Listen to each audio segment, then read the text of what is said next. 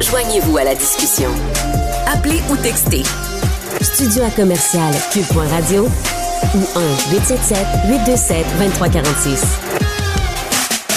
187 Cube Radio. On n'est peut-être pas dans le Midwest américain ici au Québec, mais pourtant, ça peut nous arriver d'avoir des phénomènes météorologiques qui s'y apparentent comme des tornades. Hein? Ben oui, parce que hier, c'était des alertes qui avaient été émises là, par Environnement Canada de possibles tornades. C'est même pas encore confirmé qu'il y en a eu, mais quand même, c'est un phénomène météorologique qu'on voit une fois de temps en temps au Québec. Une des personnes qui tient ça à l'œil, puis pas à peu près, c'est Mathieu Lucier, qui est un chasseur de tempêtes ici au Québec. On le rejoint tout de suite. Bonjour, Mathieu Lucier. Bonjour. Peut-être juste nous dire, là, tout d'abord, c'est-tu des tornades qu'on a vues hier au Québec? On a vu des images circuler, mais c'est comme pas confirmé, là. Oui, ben nous, on a possiblement intercepté une tornade dans le secteur de Gore, en Outaouais. Il y aurait eu une tornade aussi du côté de Brossard. Puis il y aurait peut-être eu quelque chose aussi dans le coin de Cap-Santé, dans le centre du Québec.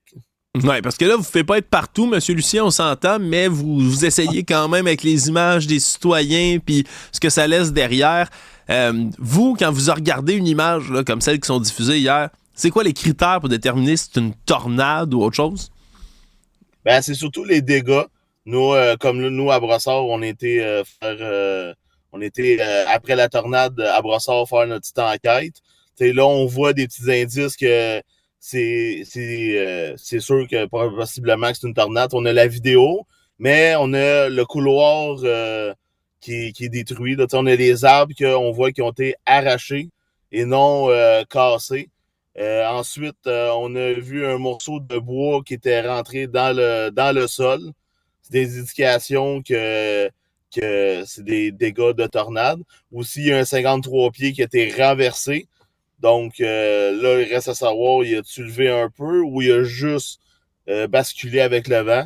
Donc, c'est des enquêtes que Northern Tornado Project qui vont évaluer, puis Environnement Canada qui vont faire aujourd'hui.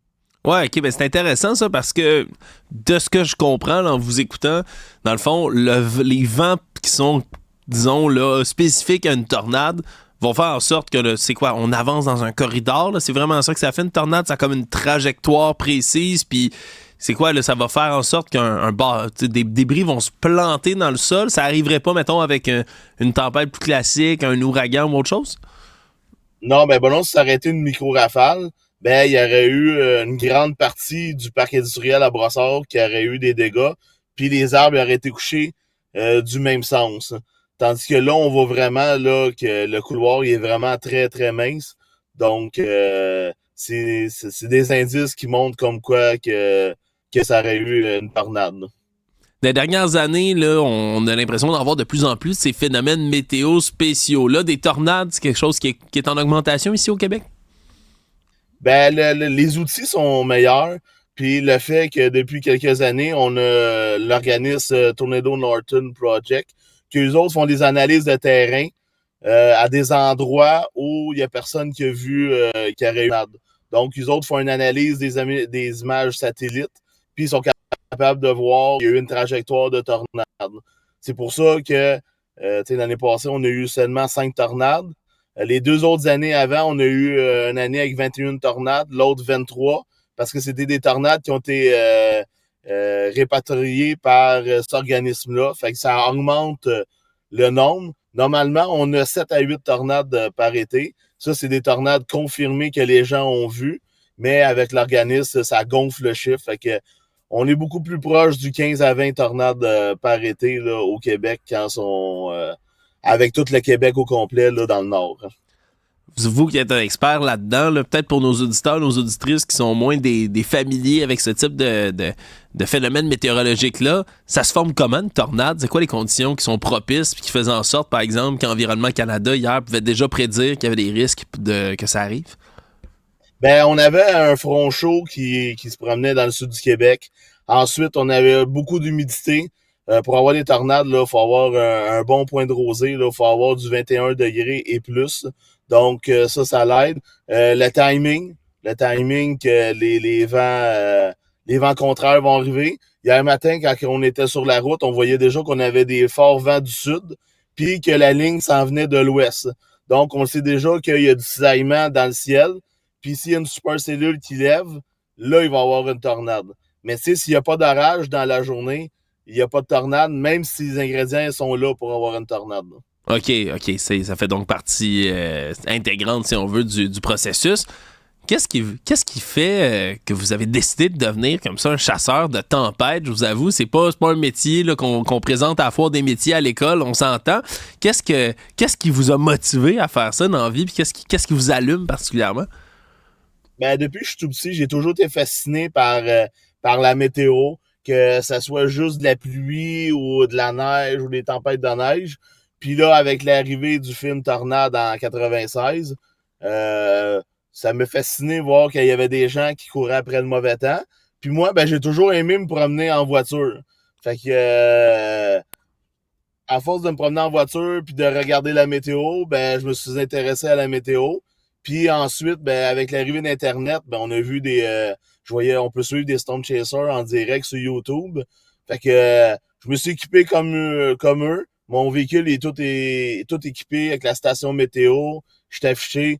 Puis ben, je parcours le Québec, l'Ontario. Puis au printemps, ben, au mois de mai, on descend dans le Tornado Alley, là, chasser des tornades. Là. OK, c'est ça que vous le faites pour vrai, là. Vous descendez, vous l'avez déjà fait, ça, Oui. aller aux États-Unis puis suivre ça? Oui, ça fait 2 années de suite qu'on y va. L'année passée, on a intercepté 3 tornades. Cette année, on a intercepté encore 3 tornades. On a eu de la grêle, la grosseur de balles de ping-pong.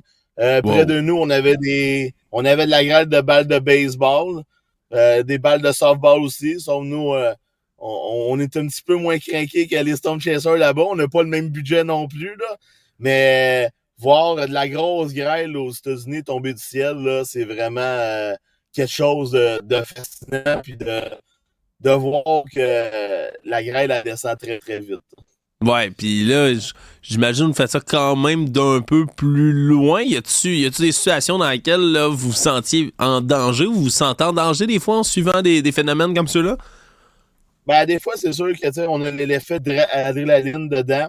On veut s'approcher le plus possible sans être en danger. Mais il y a quand même une différence entre chasser au Québec et aux États-Unis. Aux États-Unis, on voit les orages de loin. Comme vous voyez sur la vidéo en ce moment, c'est vraiment plat. Donc, on voit les orages vraiment de loin. Tandis qu'au Québec, il faut quasiment être dedans pour le voir parce qu'il y a toujours un arbre, une montagne, il y a toujours de quoi qui va nous cacher. Comme hier, on avait possiblement une tornade devant nous, mais là, on n'a pas vraiment pu voir si ça touchait le sol à cause des arbres. Mais à la vitesse que l'entonnoir tournait, c'est quasiment presque sûr qu'il y a eu un touchdown, mais probablement sur le lac.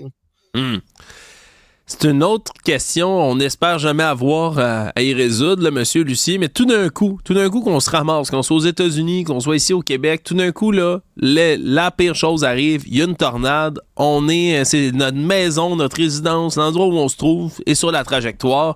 Y a-t-il quelque chose qu'on peut faire pour essayer de survivre, de se prémunir à cette situation-là? De première des choses, toujours s'éloigner des fenêtres parce que les projectiles sont plus dangereux que la tornade. Ensuite, si vous avez un sous-sol, descendre dans le sous-sol. Comme je dis, éloigner des fenêtres. Sinon, si vous n'avez pas de sous-sol, le bain, vous mettre en petit bonhomme dans le bain de même pour cacher vos yeux, pour que si jamais il y a des débris qui rentrent, vous soyez en sécurité pareil, puis attendre que ça passe. Ou sinon, si vous êtes en auto, c'est pas trop conseillé, mais tu sais, des fois, c'est peut-être se cacher dans un fossé ou se cacher en dessous d'un viaduc. En dernier recours, ça peut vous sauver des vies. Là. Ouais, fait que c'est se mettre à l'abri au plus maudit, au plus sacrant. Peut-être en terminant, Mathieu Lucier, j'ai cru lire dans un article, votre conjointe aussi fait ça avec vous. Est-ce que vous êtes rencontrés comme chasseur de tornades ou c'est un intérêt que vous avez développé ensemble? Ça me fait sourire. On s'est rencontrés sur Internet parce qu'elle me suivait toujours dans mes chasses. Là. Puis elle chassait sur les tempêtes de neige, puis elle me suivait toujours en direct. Puis à un moment donné, ben, je dis, je vais la rencontrer. Tu sais, il n'y a rien de mieux qu'être deux à s'intéresser à sa météo, à triper autant que moi. Puis nous, nos journées, là, on court après le mauvais temps. Comme là, on est en vacances 2 semaines. Fait que là, on check les modèles, où il va y avoir des arages forts au Québec, puis on s'en va là, puis on est en direct sur Facebook, puis on interagit avec les gens, puis on les informe. Vous êtes bien peut-être les seules personnes qui espèrent avoir du mauvais temps en vacances à la planète. Monsieur Lucier, sincèrement, ça me fascine ce que vous faites, Mathieu Lucier. Vous êtes un chasseur de tempête au Québec, tout comme votre conjointe. Merci de nous avoir expliqué tout ça. Ça fait plaisir. Au revoir.